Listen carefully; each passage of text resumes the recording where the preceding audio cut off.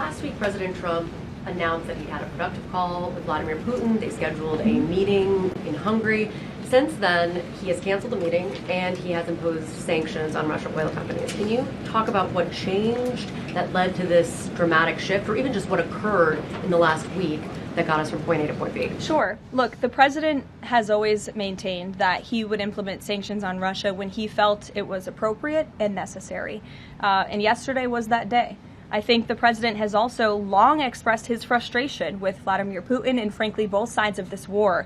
And he's always said in order to negotiate a good peace deal, both sides need to be interested in a good peace deal. And he feels as though, unfortunately, from the Russian side as of late, he has not seen enough interest and enough action in terms of moving the ball forward towards peace. And so a meeting between these two leaders is not completely off the table. I think the president and the entire administration hopes that one day that can happen again. But we want to make sure that there's a tangible, positive outcome out of that meeting and that it's a good use of the president's time. Of course, he's traveling to Asia next week.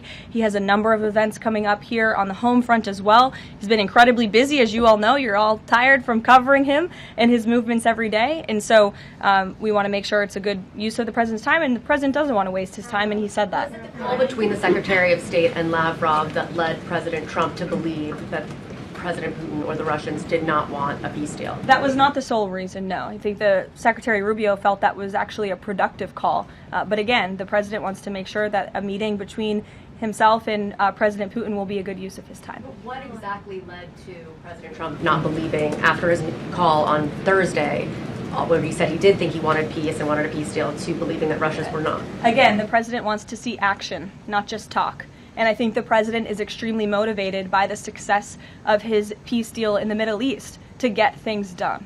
And he wants this war to come to an end. He's been saying it now for 9 months being in office, and he's grown increasingly frustrated with the lack of progress from both sides of this war. The Russian sanctions again, how much pressure do you think this sanctioning these two Russian companies actually puts on President Putin? Because the last administration sanctioned two other oil companies. So how much economic pressure is this really?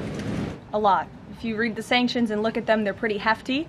And I saw some international news out of China this morning that they're scaling back oil purchases from Russia. We know India has done the same at the request of the president. The president has also pushed European countries, our allies, to please stop their purchases of Russian oil as well. So it's full court press for sure. And we expect that these sanctions are going to do harm, as the Secretary of Treasury said yesterday. Could there be more? Is this just the first step, or could there be more sanctions? I'll leave that to the president to decide.